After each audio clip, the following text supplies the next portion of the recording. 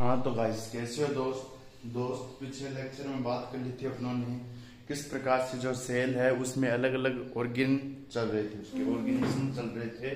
ठीक है, आज अपन बात करेंगे स्टूडेंट राइबोसोम। किसकी बात करेंगे? राइबोसोम और सेंट्रियोलस। सेंट्रियोलस या तारकाइड्स भी बोलते हैं, जो तत्व तंत्रों का निर्माण करते हैं। और इसके द्वारा स्टूडेंट क्या होता है, अपने जो आपके क्या होता है स्टूडेंट, क्लीवेज की प्रोसेस होती है। ठीक है, अब देखिए स्टूडेंट ये किस प्रकार से होगा और क्या होगा, माजरा क्या है स्टूडेंट। यहाँ पर मैंने लिखा है राइबोसोम और इधर की साइड आपकी सेंट्रियोल्स है। क्रोमोसोम के इक्वल डिवीजन में ये क्या करते हैं, तारकाएं से नहीं बनता था, ये सर्पेरिकल प्रकार से होता था, इक्वल डिवीजन होता था, सिस्टर क्रोमेटिन बनते थे। ठीक है, मेटाफेज एनाफेज उस प्रकार से। तो यहाँ पर राइबोसोम देखिए स्टूडेंट, बेसिक बेसोलिस ग्रेन्यूल्स है, ग्रेन्यूल्स यानी दाने और बेसोलिस। दूसरी बात स्टूडेंट ये क्या है, प्रोटीन फैक्ट्री, यानी इसमें प्रोटीन का सिंथेसिस करने में काम आते हैं और आरएनए में ये पाए जाते हैं। ठीक है, और ये मेनली आपके 70S और 80S प्रकार के होते हैं। इसमें 50S यूनिट और जो आपके 30S यूनिट है, वो दोनों यूनिट मिलकर 70S का निर्माण करती है। 80 का नहीं, 70S का निर्माण करती है। तो बेसिक फील्ड्स ग्रेन्यूल्स है ये। दूसरी बात, रॉबिन्सन एंड ब्राउन दो वैज्ञानिक थे, रॉबिन्सन एंड ब्राउन 1953 में बताया बेसोफिल्स ग्रेन्यूल्स बीन्स की रूट के सेल के समान होते हैं। बीन्स की रूट, बीन यानी सेम का बीज, और उसकी रूट के समान होते हैं, आरएनए में प्रेजेंट होते हैं, एंडोप्लाज्मिक रेटिकुलम के आउटसाइड मेम्ब्रेन पर ही मिलते हैं। आउटसाइड मेम्ब्रेन पर क्या मिलते हैं, आपके राइबोसोम। मैंने बताया भी था कल, ईयर बताया था तब, राइबोसोम इसकी आउटसाइड मेम्ब्रेन पे पाए जाते हैं। राइबोसोम का साइज है वो 15 से 20 नैनोमीटर है, और या 10 की पावर 6 मिलीमीटर भी बोल सकते हैं इसको नेगेटिव। इसका डायामीटर है या व्यास है वो 150 से कितना होता है स्टूडेंट, 250 एंगस्ट्रॉम होता है। एंगस्ट्रॉम होता है, एक एंगस्ट्रॉम 10 की पावर -9 मीटर। ठीक है, तो एंगस्ट्रॉम होता है। अब देखिए राइबोसोम में आरएनए प्रोटीन कॉम्प्लेक्स के फॉर्म में राइबोसोम है, उसमें आरएनए है। आरएनए में क्या प्रोटीन कॉम्प्लेक्स की फॉर्म में पाए जाते हैं राइबोसोम। दूसरी बात, ये फॉस्फोलिपिड के फॉर्म में पाए जाते हैं। 2 टाइप्स ऑफ पार्टिकल होते हैं, एक 50S यूनिट, एक 30S यूनिट। दोनों मिलकर बनाते हैं 70S की यूनिट। एस क्या है यहाँ पर, सेव्ड वर्ग यूनिट। इस प्रकार के नाम का वैज्ञानिक था सेव्ड वर्ग, उसने बताया कि एस है जो राइबोसोम है, उसने एस की खोज करके इसने प्रकार बताई 70S 80S, उसमें 80S में भी अलग आ जाते हैं, 15S 30S 18S, इस प्रकार से। इतना डेटा याद नहीं है अभी। ठीक है स्टूडेंट, तो उसमें ऐसे ही होते हैं यूनिट, तो 50S 30S, तो सेव्ड वर्ग यूनिट्स भी बोलते हैं इनको। 2 पार्टिकल्स कॉम्बिनेशन है, 70S बनाते हैं 50S यूनिट, और 13S यूनिट कितनी बनाएगी, 70S। सेंट्रियोल्स तरक्का बोलते हैं इसे हिंदी में। 2 short cylindrical structure, cylindrical structure होती है इसकी शॉर्ट, सिलेंडर यानी सिलेंड्रिकल, बेलनाकार। नॉट बाउंड ए मेम्ब्रेन, ये किसी भी प्रकार के जो मेम्ब्रेन है उससे बाउंड नहीं होते।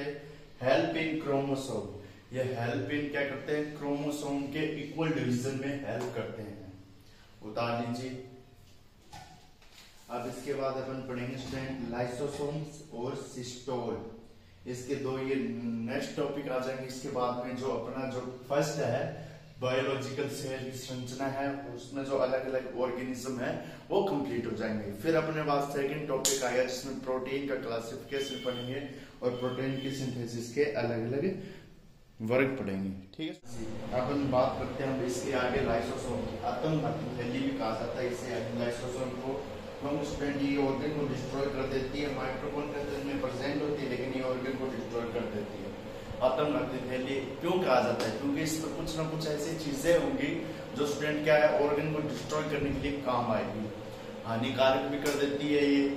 ठीक है, और कभी कभी जो आपके सुरक्षा कर रहे हैं उनके को भी ये क्या कर देती है, डिस्ट्रॉय कर देती है। जो इसके अंदर होते हैं साइटोप्लाज्म में अलग अलग सेल के, जो आपके क्या होते हैं स्टूडेंट, सेल के जो घटक मान लीजिए आप, अभी यहाँ पर देखिए स्टूडेंट क्या होता है, आत्मघाती थैली क्यों कहते हैं इसे।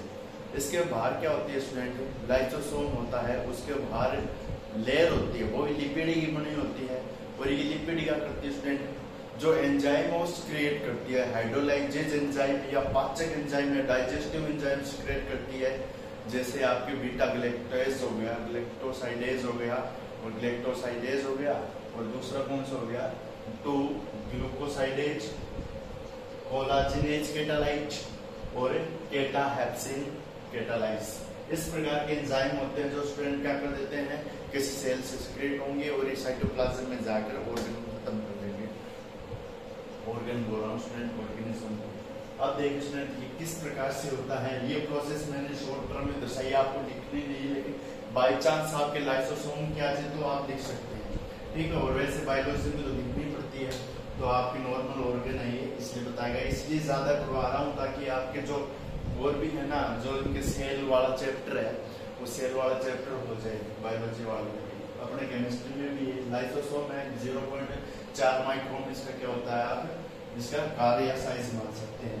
इसका 1955 में इसकी खोज की थी बेंजामिन, ठीक है। किसके वैज्ञानिक थे, कहाँ के वैज्ञानिक थे, बेल्जियम के वैज्ञानिक थे डी डुवे इसका नाम था। इन्होंने बताया कि सोमा है वो बॉडी है और जो लाइसो है वो डाइजेस्टिव। लाइसो का मतलब डाइजेस्टिव के लिए उपयोग किया जाता है और सोमा बॉडी के लिए उपयोग किया जाता है। अब यहाँ पर देखिए स्टूडेंट प्रोसेस में समझा देता हूँ सारे।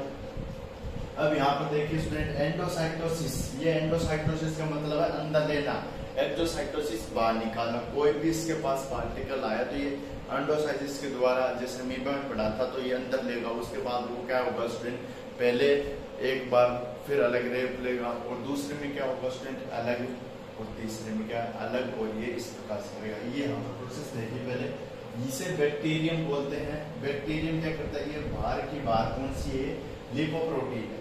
अब ये क्या करता है, जैसे इसको कोई पार्टिकल दिखा, ये अंदर की ओर सिकुड़ेगा, सिकुड़ने के बाद इसे बैक्टीरियम बोलेंगे। और यहाँ पर फैगोसाइटोसिस, फैगोसाइटोसिस का मतलब भक्षण की क्रिया हो रही है, भोजन को अंदर लिया जा रहा है, या कोई भी जीव हो गया, जीव बता रहा हूँ, या कोई भी पार्टिकल और साइटोप्लाज्म में समाप्त करना है उसे, और ये फैगोसोम है। ये ऐसा लेके ऐसा बन गया फैगोसोम।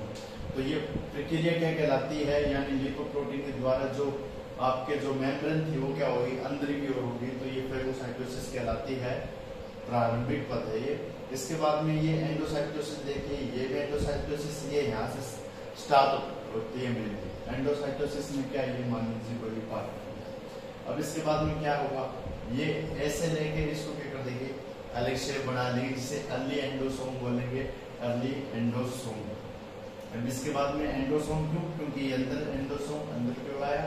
इसके बाद में लेट एंडोसोम, ये लेट एंडोसोम है, ठीक है, पहले ये फिर ये। इसके बाद में अपने सेकेंडरी लाइसोसोम आएगा, और यहाँ पर इसके अंदर मैंने बताया आपके आउटर मेम्ब्रेन पे लाइसोसोम है, उस पर राइबोसोम लगे होते हैं, यहाँ पर AR होती है, ER होती है, ये क्या करती है, यहाँ पर माइटोकॉन्ड्रिया, एंडोप्लाज्मिक रेटिकुलम और माइटोकॉन्ड्रिया। यहाँ पर ऑटोफेगी, माइटोकॉन्ड्रिया एक प्रकार का स्वायत्त तंत्र है, इसलिए क्या करता है, अपने आप ही ऐसे प्रोसेस करता है, इसको तो करना पड़ता है, ये अपने आप ही प्रोसेस करता है, इसलिए इसको ऑटोफेगी कहते हैं।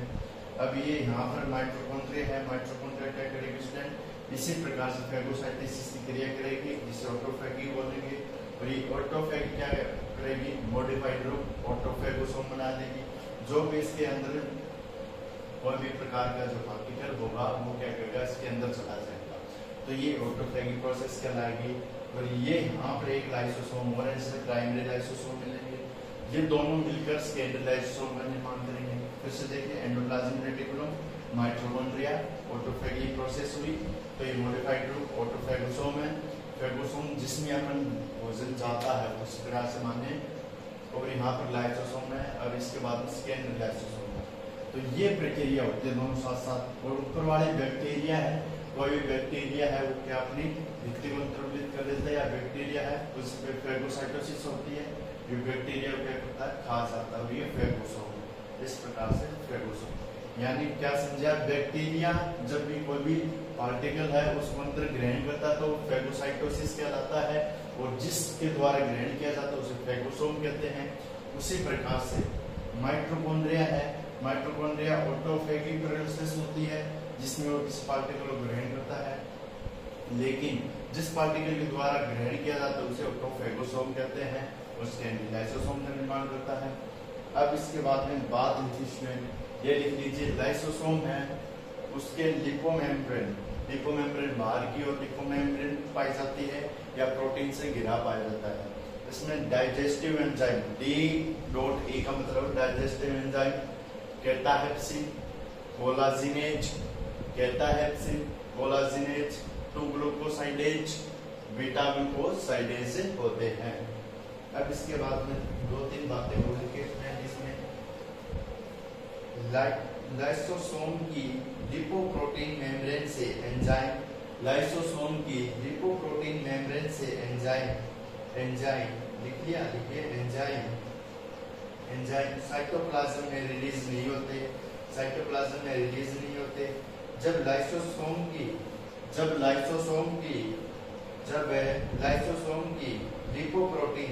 लिपोप्रोटीन मेम्ब्रेन रपर्चर हो जाती है, जब लाइसोसोम की लिपोप्रोटीन मेम्ब्रेन रपर्चर हो जाती है तब हाइड्रोलेज साइटोप्लाज्म में इंटर कर जाते हैं, साइटोप्लाज्म में इंटर कर जाते हैं एंड सेल ऑर्गन को डिस्ट्रॉय कर देते हैं, सेल ऑर्गन को डिस्ट्रॉय कर देते हैं। ठीक है, लाइसोसोम को सुसाइड बैग भी कहा जाता है, सुसाइड बैग भी कहा जाता है। अब इसके बाद में लिखिए स्टूडेंट सिस्टोल, नई हेडिंग आएगी सिस्टोल, वो देखिए सिस्टोल थोड़ा सा है स्टूडेंट, तो लिख लीजिए सिस्टोल। ये अपना इसका जो टॉपिक है वो बायोलॉजिकल सेल है स्ट्रक्चर का, उसका लास्ट है सिस्टोल, लिख लीजिए। हाँ तो स्टूडेंट इसके बाद में देखिए सिस्टोल स्टूडेंट लार्डे नाम का एक वैज्ञानिक था, उसने सेल सेट के बारे में बताया। इसके अलग अलग काम है, जैसे ग्लाइकोलाइसिस सिंथेसिस करना, फैटी एसिड सिंथेसिस करना, एक्टिवेशन ऑफ क्या है स्टूडेंट एमिनो एसिड को एक्टिव करना और प्रोटीन सिंथेसिस की प्रक्रिया करना। अब इसके बाद में देखिए स्टूडेंट क्या होगा, अब इसके बाद में देखिए लार्डे ने सेल सेट के बारे में बताया। यह mitochondria, micro organisms, lysosome and nuclei centrifugation के सुपरटेंट के रूप में बचा रहता है। सुपरटेंट एक प्रकार का इनऑर्गेनिक व ऑर्गेनिक, यहाँ में मैंने बता रखा है, एक प्रकार का इनऑर्गेनिक व ऑर्गेनिक है जिसमें प्रोटीन 30 से 40% है टोटल सेल का इसमें प्रेजेंट होता है, और आरएनए और लो मोलिकुलर वेट ऑर्गेनिज्म में प्रेजेंट होते हैं। ठीक है, एक प्रकार से अपशिष्ट मान सकते हैं आप इसे। ये एक प्रकार का सिस्टोल, ये बताता है कि सेंट्रीफ्यूगेशन है, सब कुछ होने के बाद जैसे अपन क्या करते हैं दही भिगोते हैं, ठीक है, दूध को भिगोते हैं तो उसमें क्या दही बनता है, छाछ बनती है, लास्ट में घी बच जाता है, तो इसी प्रकार से ये है। तो ये है सुपरटेंट, क्या है प्रोटीन है जिसमें 30 से 40% ऑफ टोटल सेल है। RNA and low molecular weight organic, RNA and low molecular weight organic व ऑर्गेनिक कॉम्प्लेक्स का मिक्सचर है। अब इसमें एंजाइम प्रेजेंट होते हैं फॉलोइंग प्रोसेस में, कौन कौन से होते हैं ये देखिए, ग्लाइकोलाइसिस यानी ग्लूकोज का टूटना, फैटी एसिड सिंथेसिस, 3 नंबर है पेंटोज फॉस्फो एसिड पाथवे, इसी प्रोसेस में होता है। Activation of amino acid, amino acid का क्या करना, एक्टिवेशन करना, इसी प्रोसेस में होता है स्टूडेंट। अब यहाँ पर एमिनो एसिड्स इन प्रोटीन सिंथेसिस, ये हो गया स्टूडेंट आपके एक टॉपिक पूरा। क्या हो गया स्टूडेंट, टॉपिक पूरा हो गया है सेल वाला। अब इसके बाद structure and function of proteins आता है, वो पढ़ेंगे नेक्स्ट लेक्चर में student, structure and function of proteins. आज हेडिंग डाल दीजिए, अपन हेडिंग डाल देते हैं स्टूडेंट, ये यूनिट बड़ी है स्टूडेंट, पहले बता देता हूं मैं, structure and function of unit. Structure, ये ऊपर वाला ही में हेडिंग डाल देते हैं अपन, structure and UCTUR, structure and function of, structure and functions of क्या आएगा, प्रोटीन्स, प्रोटीन्स,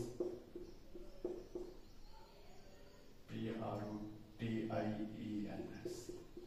ठीक है, ये हेडिंग डाल के छोड़ दीजिए। इस नेक्स्ट लेक्चर में अपन क्या करेंगे, डिस्कस करेंगे, इसकी पोटेंट बताएंगे, इसका क्लासिफिकेशन करेंगे और इसके फंक्शन बताएंगे स्टूडेंट। ये स्टूडेंट अपन इसको क्या करेंगे स्टूडेंट, है कुछ प्रोटीन है स्टूडेंट अलग अलग है, तो इसमें 2 लेक्चर लगेंगे, 2 लेक्चर लगेंगे स्टूडेंट। बॉन्ड्स से रिलेटिंग प्रोटीन स्ट्रक्चर अलग अलग स्टूडेंट इसमें लेक्चर लगेंगे, ये भी बड़ा टॉपिक है। ओके गाइस, बाय, मिलते हैं नेक्स्ट लेक्चर में नेक्स्ट वीडियो के साथ।